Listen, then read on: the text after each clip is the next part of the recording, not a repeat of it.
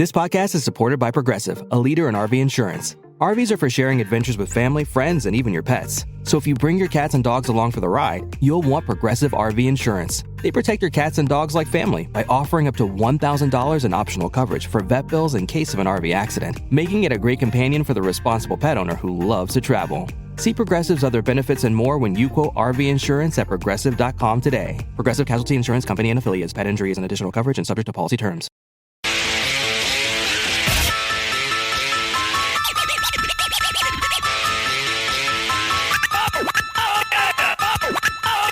This is the Stone Zone with Roger Stone. People love him and respect him. Roger Stone.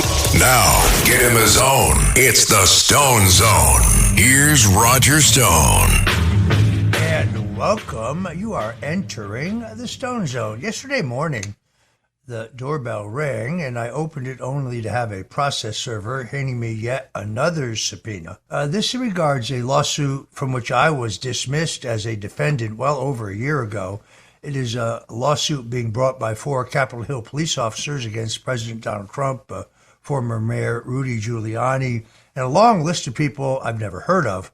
And it pertains to January 6th. Now, let me be absolutely clear. Any claim that I knew in advance about, participated in, condoned any illegal activity on January 6th or any other day is categorically false.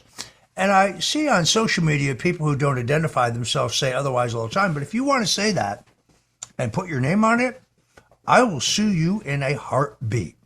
Now, there's a very high barrier, unfortunately, under U.S. law when it becomes to the question of defaming a public figure, and I guess I am one. But in this one, I'd still sue you because it is a lie. In all honesty, now they want me to be a witness, to which I say, sure. And I will plead my Fifth Amendment rights not to testify, not because I did anything wrong, not because I know anything, but because this is an abuse of the process. And as far as wanting all of my emails and text messages that pertain to January 6th, you can have them. You can have them all. That would amount to 0. This is the same kind of lawfare that we saw used against President Donald Trump. Now, the lawyers who filed this, unfortunately, I now have to file a complaint against them with the Bar Association because this is harassment. And I will start naming them on social media so people can see who these ambulance chasers are. But it is abuse of the process. Anyone who has any evidence whatsoever, phone call, email, text message, I'm not talking about the AI-generated videos. January 6th was an inside deal, in my opinion. If I were Mayor Giuliani or President Trump or a number of other people who are still involved in this civil lawsuit, I want to hear Christopher Wray on the stand. I want to hear Nancy Pelosi on the stand. I want to hear Ray Epps on the stand. I think it would be very comical. These 4 police officers who claim that I initially, before I was released from the lawsuit as a defendant, put their lives in danger. I think they have made a huge mistake. This lawsuit is going to prove a vehicle that will expose the truth. Meanwhile, Vice Admiral of the Navy, Shoshana Chatfield, refused to put up pictures of President Donald Trump and Secretary of Defense Pete Hegseth at NATO headquarters. She has been relieved of her duties. Chatfield also held an all-hands where she said, "We will wait them out for years."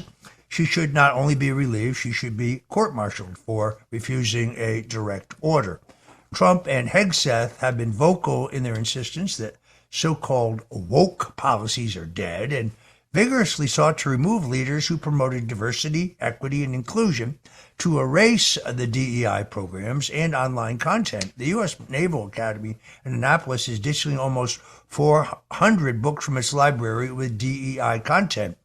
We should be concerned about the fitness and capabilities and qualifications of those in our military rather than their political opinions or their gender identity issues. In December, the American Accountability Foundation, a conservative research group, sent a letter to Hegseth with a list of 20 general officers or senior admirals who it said were excessively focused on diversity, equity, and inclusion, and other similar woke, zany left-wing initiatives. The American Accountability Foundation wrote that focusing on such policies is an impediment to national security, and Chatfield was one of the 8 women who made their list. Shoshana Chatfield made the list due in part to a 2015 speech in which she bemoaned that lawmakers in the U.S. House of Representatives at the time were 80% male, proclaiming that our diversity is our strength. No, our freedom is our strength. The group said she was also quoted a slide from a presentation by the Defense Equal Opportunity Management Institute highlighting investing in gender equality and women's empowerment can unlock human potential on a transformational scale. Folks, this is a mental illness. There are 2 genders, men and women. You can see it in the Bible. It's in the Old Testament and the New. Chatfield had been serving as one of 32 representatives on NATO's military committee. The panel is the primary source for military advice to the North Atlantic Council and NATO's nuclear planning group. According to NATO, it serves as the link between the political decision makers and NATO's military structure. Democrat Mark Warner, the con man and charlatan from Virginia, said that he was deeply disturbed by Shoshana's sacking. Now, it was Senator Mark Warner who was deeply disturbed by that signal chat that involved our currently Secretary of Defense, National Security Advisor Mike Waltz, the Director of National Intelligence Gabbard, and others. But I went back and looked. Mark Warner never said a word when Hillary Clinton indisputably sent classified information over an illegal server that she had set up in her bathroom. Where were you, Mark? You said nothing. And then when Robert Malley, one of the highest level officials at the Department of State under Joe Biden, was caught red-handed sharing classified documents with the Iranians, perhaps the biggest spy scandal since Alger Hiss. Where were you, Mark Warner? You said nothing whatsoever. Now, I understand you're a rich guy. I understand that you made a lot of money in cell phones early. You purchased the governorship of Virginia, where they only allow you to serve 1 term.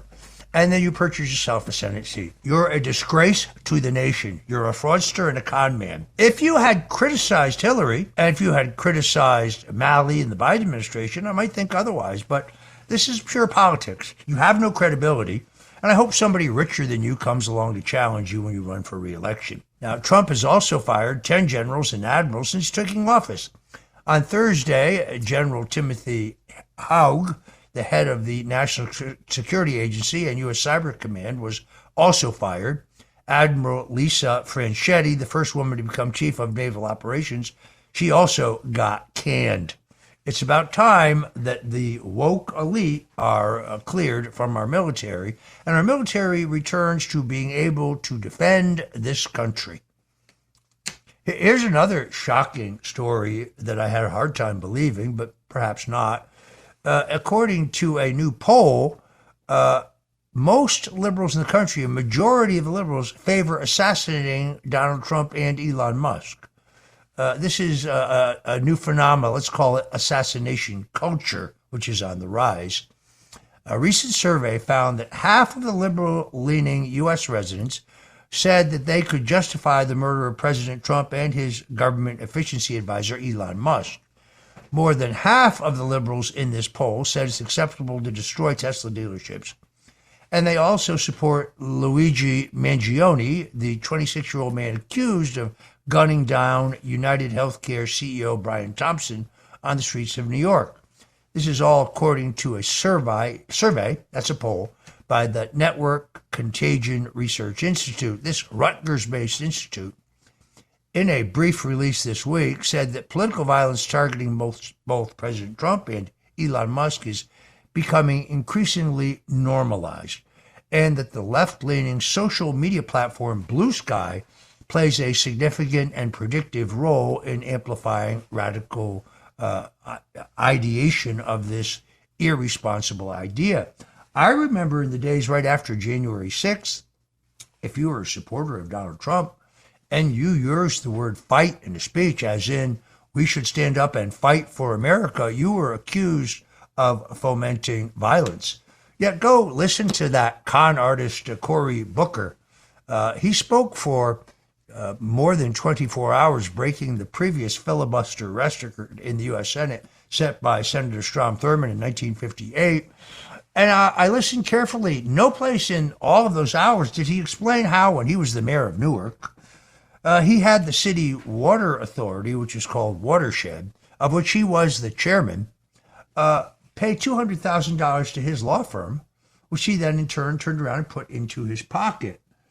When approached by the Newark Star-Ledger, he said that while he was a member of the board, he hadn't voted for that expenditure. Took some time, but I went and got the official minutes of the meeting. He was there, present, and he voted yes. Then when the Newark Star-Ledger asked him, well, what was the money for, he had three different explanations. He said it was a buyout. He was no longer affiliated with the law firm. No, it was delayed compensation. This guy is, they call him Spartacus. By the way, that was the kickoff of his presidential campaign. By the way, he lives in Greenwich Village. He doesn't even live in New Jersey. I would love to see them nominate Cory Booker for president. I'm not sure he can squeeze out AOC and Jasmine Crockett, though. I think they're probably the front runners. What happened to the Democrat Party of John F. Kennedy? What happened to the Democrat Party of Harry Truman?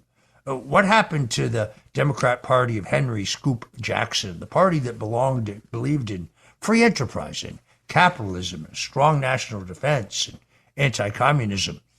That Democrat Party, sadly, is dead, which is why so many Democrats in this last presidential election, Democrats who, by the way, did not vote for John McCain, did not vote for Mitt Romney, voted for Donald Trump. See, Trumpism is much, much broader than the Republican Party. In fact, I think Republican Democrat, that's just a Hegelian device. That's just a rhetorical device they use to divide us. That's not the real division in America. The real division in America is between the globalists, the elitists, the establishment, and the outsiders. The outsiders are Donald Trump and Tulsi Gabbard and Robert F. Kennedy Jr. And for too long, they were, like me, censored on almost all platforms, whether it was cable TV, whether it was radio, whether it was social media. Thanks to Elon Musk leading the way, and X, which was once known as Twitter, becoming a marketplace for the free exchange of ideas. And by the way, X is not perfect, but it is a heck of a lot better than it used to be. We finally have some return of free speech, but make no mistake about it, YouTube still vigorously censors any opinion they disagree with. I got a notice from them about some interview I posted there 6 months ago, in which I interviewed a fellow named John Richardson about the potential for vitamin B16 in the treatment of cancer. So I think a pretty innocuous discussion, but they took down our interview. Coming up in a few minutes, Luke Rudkowski, he's on YouTube, but We Are Change. He's managed to make a go of it. He has a very, very large following there. They don't treat me quite that well. They're more into that whole censorship thing. The researchers are warning about the growing chance of real-world escalation around this idea of assassinating political leaders because of the pro-violence chatter being promulgated by Blue Sky and others. Of course, the president and Elon Musk are deeply unpopular among anyone who identifies as left or center. On Blue Sky, Trump critics post hateful commentary and memes labeling Trump as evil, a fascist, a Nazi. This is a man who has, of course, a Jewish daughter and Jewish grandchildren. Posts suggesting using violence against Trump or Musk or the CEO of Tesla, calling for a Luigi to be done on them, or to go and shoot up a Tesla dealership.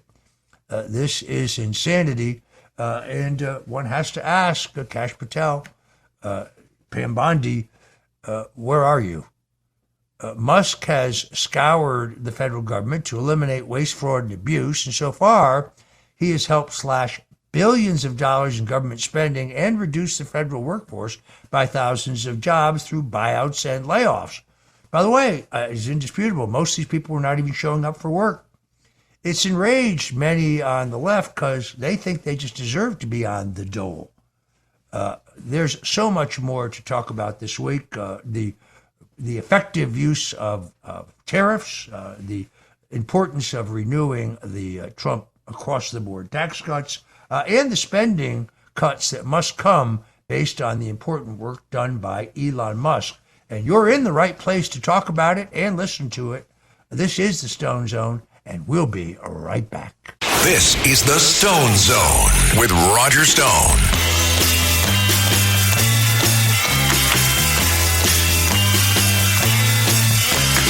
I'm not your stepping stone.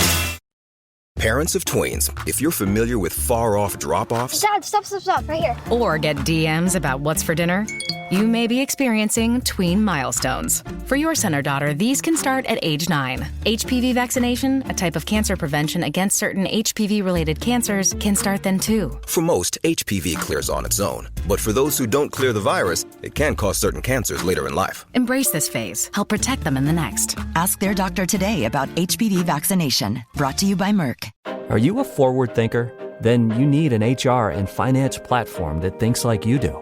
Workday is the AI platform that helps propel your organization, your workforce, and your industry into the future. Workday, moving business forever forward. You need a vacation, so why not come play in LA? Fill your days with fun and let Los Angeles dazzle you with iconic landmarks, epic scenery, and stunning coastlines. And when the sun goes down, it's the perfect place to enjoy world-class dining and nightlife. Let play lead the way and soak up all this city has to offer. Start planning your LA getaway now at visitcalifornia.com. Ladies, you'll end up shopping for your guy's deodorant, right? So try Degree's Original Cool Rush. You see, last year, Degree changed the formula, and men were mad. One guy even started a petition. So Degree admitted they messed up and brought the Original Cool Rush scent back. It's clean, crisp, and actually smells like someone you want to cuddle. And it's in Walmart, Target, and other stores now for under $4. So toss one in your cart and find out why it's the best-selling men's antiperspirant for the last decade. Degree Cool Rush is back, and it smells like victory.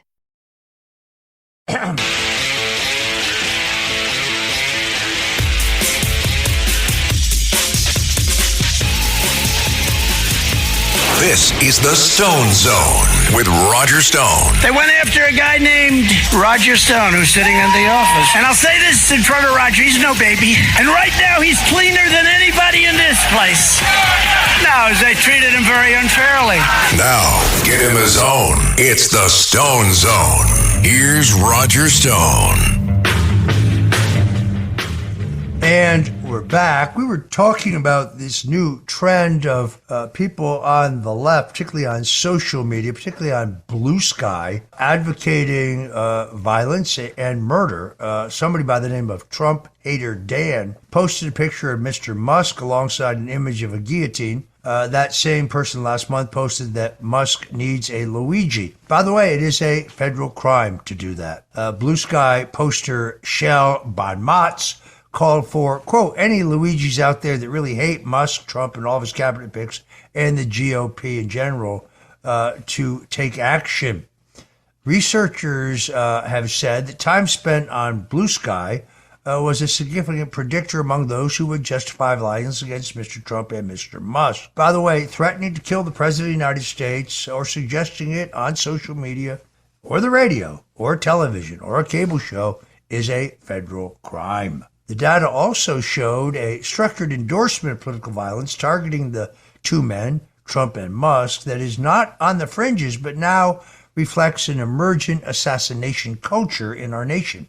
Among those who identify as center-left, 21% said the murder of President Trump would be completely justified or nearly completely justified, while 12% felt the same way about the assassination of Elon Musk. Only half or less than half said that killing Trump or Musk would be completely unjustified. Violent sentiments against President Trump and Musk, the researchers said, are grounded in far left authoritarianism and then the normalization online by sites like Blue Sky. In addition to Blue Sky, the social media platform Reddit has also emerged as a source of pro-assassination chatter. Several Reddit groups are dedicated to supporting Luigi Mangione, who has been charged with the first-degree broad daylight murder of United Healthcare CEO Brian Thompson in the morning of December 4th outside a hotel in Midtown Manhattan. U.S. Attorney General Pam Bondi has announced that she plans to seek the death penalty in that case. If you're just tuning in, you're in the Stone Zone, and about to enter the Stone Zone with us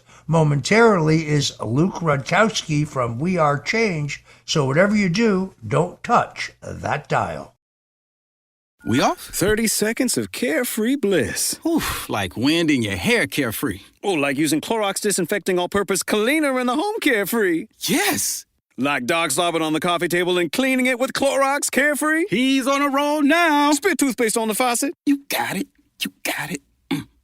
Peanut butter on the light switch. Oh, spritz, spritz. Spritz, spritz. Clorox, man. Clean feels good. Okay, we're back. Use as directed. Morning decisions. A creamy mocha frappuccino drink? A sweet vanilla? Maybe a smooth caramel or that white chocolate mocha. Whichever you choose, delicious coffee awaits. Start your day with bottled Starbucks Frappuccino drinks. Pick up a bottle near you wherever you buy your groceries. This episode is brought to you by Netflix. 3 couples, 4 vacations, a lot to unpack. Watch The 4 Seasons, a new series starring comedy favorites Tina Fey, Steve Carell, Will Forte, Coleman Domingo, and more in a hilarious and heartfelt love letter to long-term relationships. Based on the original Alan Alda film. Watch The 4 Seasons, streaming now only on Netflix. You guys, I just found the most incredible Mother's Day gift. It's called Goldbelly.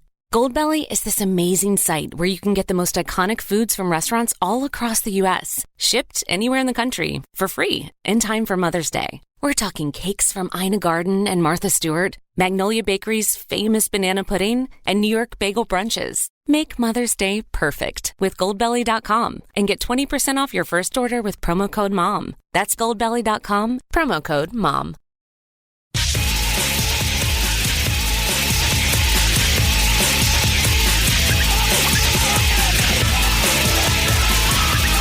This is the Stone Zone. Now, get in the zone. It's the Stone Zone. Here's Roger Stone. And you are back in the Stone Zone. Joining me now, one of the most important voices over at YouTube, Luke Rudkowski of We Are Change. Luke is a libertarian. He's a patriot. He's a free thinker. He used to call him a conspiracy theorist until virtually everything he predicted would happen ended up happening. Now they don't call him that anymore. Luke, welcome to the Stone Zone. Roger, it's a pleasure. I appreciate you taking the time to have me on here. Right after you just had Alex Jones on, that was a very epic, very important interview that I just saw as well here. There's a lot of important stuff to talk about, as I think the warnings that we're getting right now is that there definitely is a situation that's very ripe for a false flag that could happen at any moment right now that I think is important to forewarn a lot of people about, because there's going to be some big, drastic changes coming our way. Yeah, I could not agree more. That was an epic interview here in the Stone Zone with Alex Jones. I only wish we had more time. You know, people I think are always surprised. These are the people who don't go to InfoWars, don't see him online. They buy this caricature of him as some kind of troglodyte or sometimes some kind of caveman. And then when you listen to the guy, yeah, he has some predictions or some beliefs that are out there, but he can tell you why he believes them. He can cite scientific studies and other authoritative information. He is very articulate, and he can argue for all of his points of view. I think that surprised a lot of my listeners who haven't heard him previously.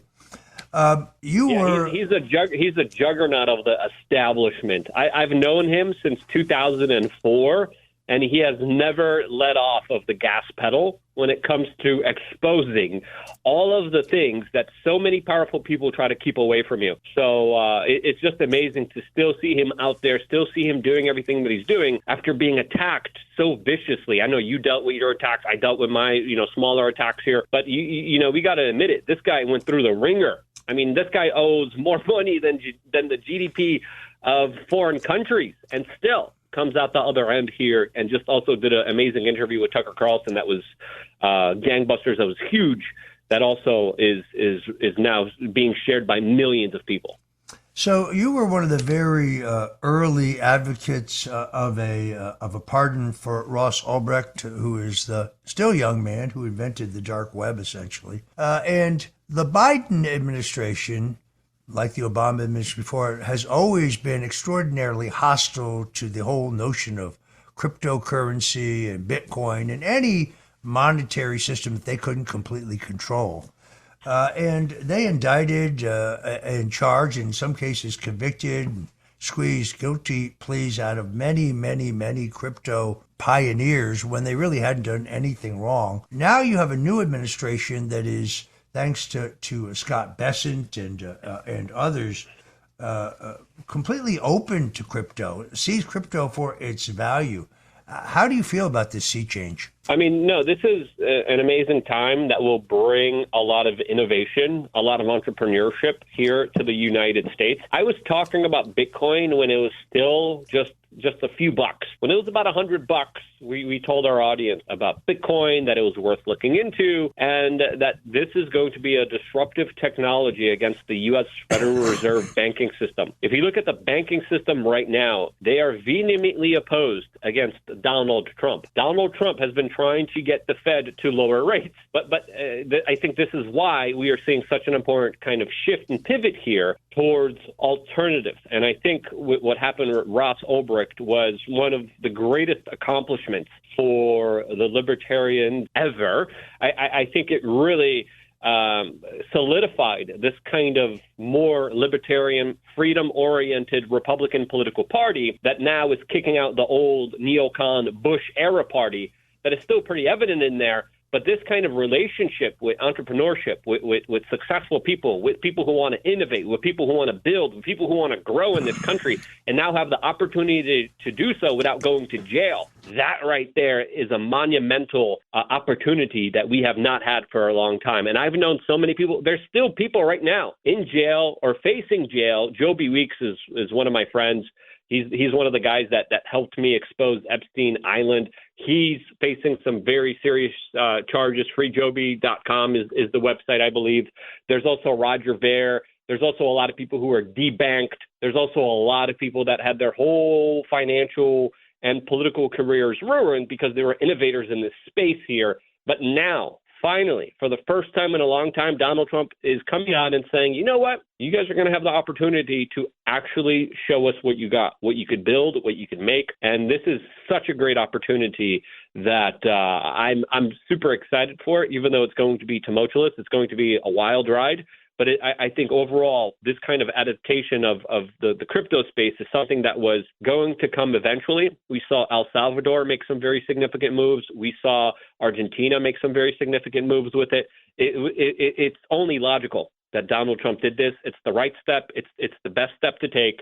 And it truly will help safeguard the United States with our very kind of turbulent financial future. Kind of anticipated my next question. After Jeffrey Epstein's arrest, you famously journeyed to Epstein Island to report on the odd structure built there. What did you find, and what are your thoughts on the fact that the New York FBI office seems to have continued to withhold vital Epstein documents, videos, hard drives, from the Attorney General and thus from the public? Yeah, I mean, we've been waiting quite a long time here. And it's fair to assume now, with just the gross levels of not just incompetence, but participation in this program, that the FBI played a major role in this international child trafficking and extortion operation. They were involved in it because they had children coming to them in the 1990s, and they ignored them.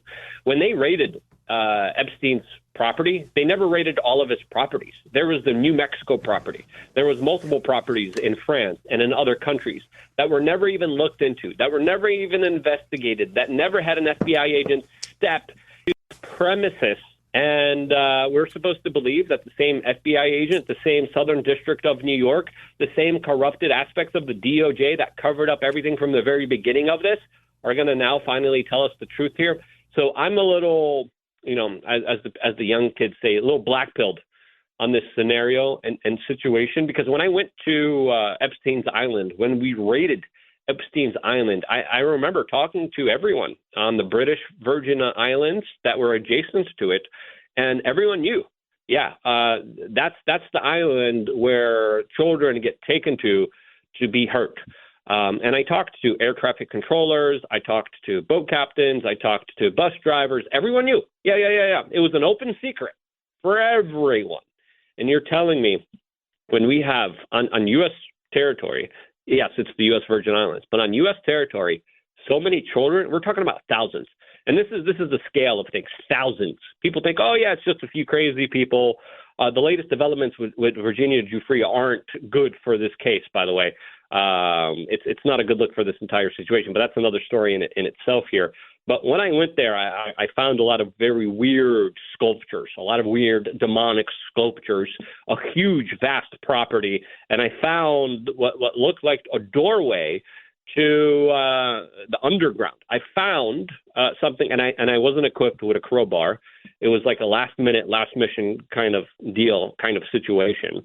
And it was definitely a very, scary situation to be in, since you're literally on the intel agency island where they take children and do whatever they want to them. The reason I decided to go is because I just knew the official version of events didn't make sense with how Epstein allegedly lost his life. And then after his alleged demise, there was someone that was flying a drone over the island, and someone that looked exactly like Jeffrey Epstein was seen in this video from this drone footage after he allegedly died. So I'm like, okay, now I need to go. Now I need to investigate. And I had multiple plans. I had multiple ways of trying to do this. What ended up happening was it was like a last-minute ditch effort. We just kind of went when we weren't expecting even to go, and we just kind of went with it and videotaped. And that video right now is available on youtube.com/wearechange, where you can see the full video in length of us going throughout that island and going on this crazy kind of adventure and going where the FBI was always too afraid to go because they were probably involved in this operation. I really have two obvious questions. At least we know that when they raided Epstein's palatial residence in Manhattan, by the way, I think it was the largest and most valuable single-family home in Manhattan. In Manhattan. For a long time. We know that they removed multiple DVDs and hard drives from the safe on that property. Where are those materials now? Now, I can understand why they wouldn't be released because they're probably pornographic and worse. And we're not interested in exposing the identity of the victims, but we do have a right to know who was abusing children.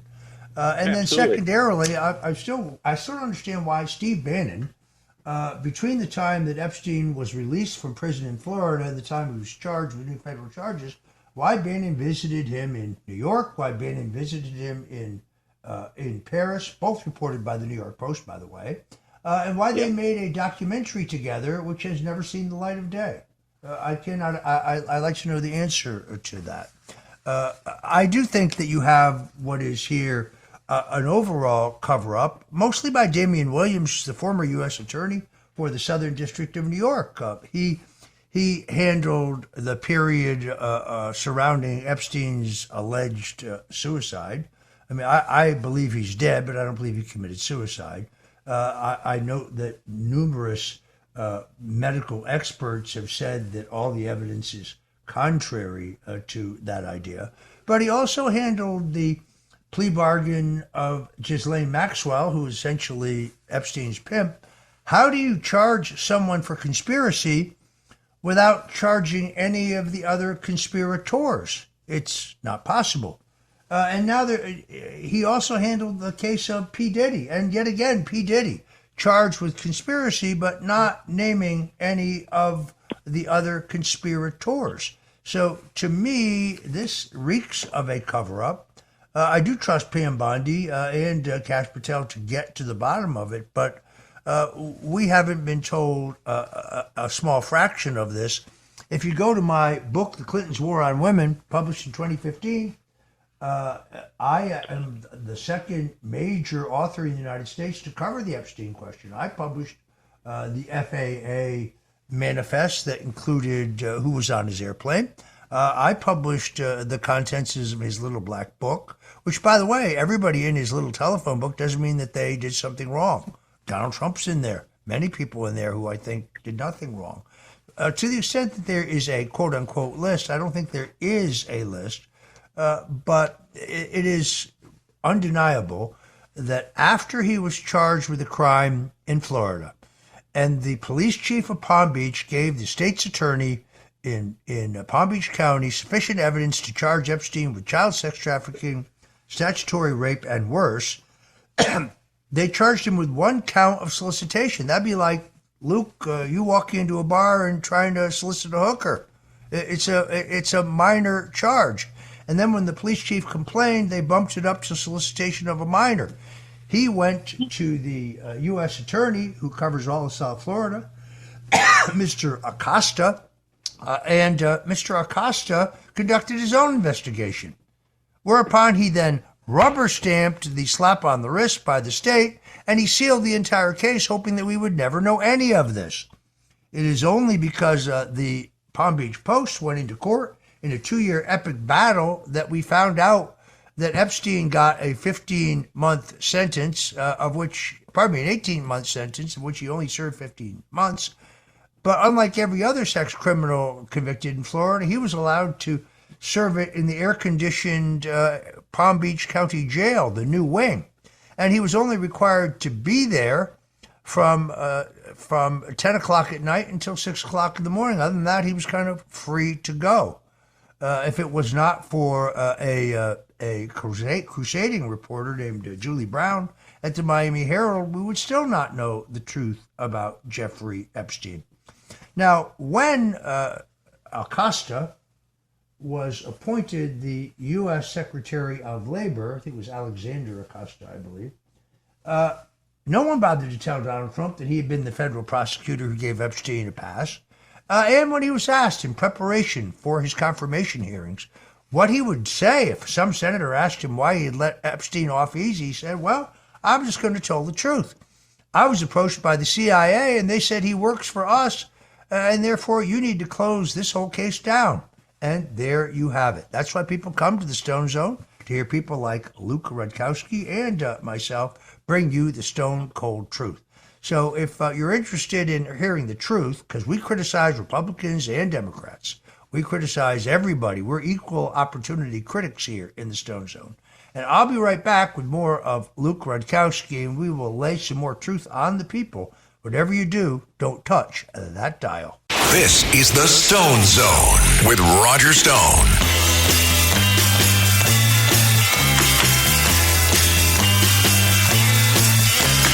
I'm not your stepping stone. Faraday presenta Ojos con Alergia y Picazón contra el jardinero. Y el ganador es Faraday Extra Fuerte. Para aliviar la picazón de los ojos por alergia, actúa más rápido y supera a Claritin y Flonase aún a las 24 horas. Faraday, adelante. This episode is brought to you by Principles. Are there limits to the U.S. government's debt growth? What will happen if the debts are not curtailed? What should policymakers or investors do? Those are urgent questions that legendary investor and New York Times bestselling author Ray Dalio addresses in his new book, How Countries Go Broke, The Big Cycle. The book comes out in June and is available for pre-order today, wherever books are sold. Impact confirmed. The Slayer has been activated. Demonic threat level increasing. Hold the line! All the power of hell cowering before one man.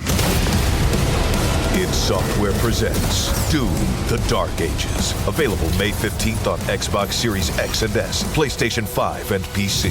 Pre-order now. Rated M for mature. That moment when you realize your skincare is actually working. That's Rodan and Fields, the #1 female dermatologist-founded skincare brand in the U.S. Designed by 2 dermatologists who don't just know women's skin, they know how to formulate for it. Rodan and Fields, love what you see. Tap the banner or visit rodanandfields.com/Spotify to get your exclusive welcome offer.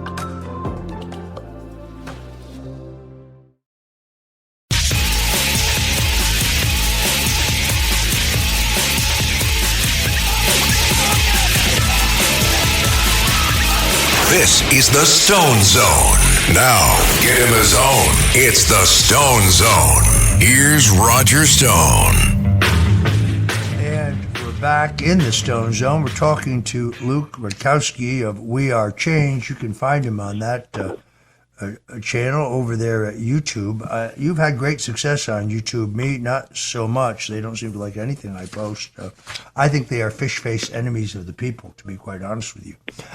Luke, you recently reported on the U.S. military spotting underwater UFOs rising up from the oceans. What do you make of this anomaly, and tell us a little bit more about it? Yeah, first of all, great analysis, Roger, connecting the dots here with that Epstein story, because it's so important to talk about in the midst of us still kind of waiting to get some legitimate justice for the children out there, because these predators, they're still out there hurting children, and they're still out there rigging scenarios and financial markets and protesters against this Trump administration and everything that they're trying to do and accomplish here. Now, about these underwater bases, we have heard a lot from members of Congress, from members of the military.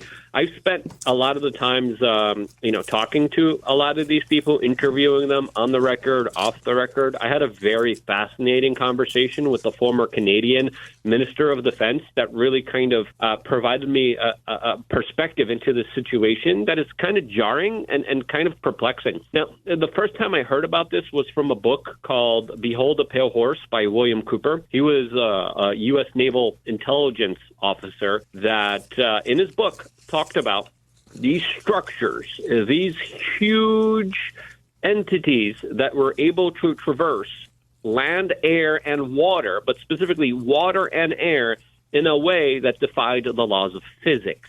Now, is this kind of advanced military tech here, or is this, proof of life of interdimensional beings or other creatures or other aliens that are amongst us? Well, if you talk to Tucker Carlson, he kind of describes this phenomenon as these interdimensional beings. But the important aspect of this is that when we were hearing reports of the drones over New Jersey, we were hearing of these drones going in and out of the water and then transforming, shape-shifting, changing shapes, very similarly to what we have been hearing with Behold a Pale Horse and William Cooper in his book. Now, we also have heard very similar reports as of late. I just did a video about this, which is I think important to watch here. But we heard reports of UAPs and UFOs off of Fort Lauderdale, off of St. Cloud. I forgot the exact name of the city here in Florida. And then Daytona was another one where there are now multiple reports of things in the air that defied everything that we usually see up there. So there's now new reports of what's going on here. Do we know exactly what's going on here? I don't think we do. And I think it's left for interpretation. It's left for us to guess. There's some members of the military and government that have come out and talked about how these are Chinese drones. Some people say Iranian drones. Some people say this is just parts of advanced U.S. military tech that we don't know about.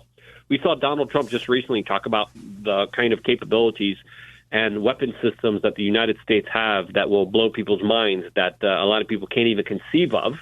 Could this be something that he was hinting at here, or is this kind of proof of interdimensional beings or aliens and UFOs? Who knows? But I think the only real thing that we could conclude here is that we still have a lot more answers than we do. We still have a lot more questions than we do answers. Luke, where can people follow you on social media? YouTube.com/We Are Change is my main platform, but then I'm also on Instagram and Twitter on @LukeWeAreChange, and then I'm posting stuff. I'm doing a meetup here soon in Miami, and then we're also doing a range day for our members here in South Florida as well, which is going to be a lot of fun as well. So all of that details are on @LukeWeAreChange on Twitter. All right, we have 1 minute to go. I like you very much, but when I first met you, you looked like a homeless hobo. A man who chased people down and maybe you've been dumpster diving for your wardrobe. But now I get reports that you're looking very, very natty. Now I get reports that you're having custom suits made by the folks over at Tailors on Tap, and people tell me you look like $1 million. So I'm glad that you have figured out Stone's most important rule. Look good, feel good. Ladies and gentlemen, the great Luke Rudkowski, thank you so much for joining us today in the Stone Zone. We're glad to have you. And for all of my listeners out there, until we meet again, God bless you and Godspeed.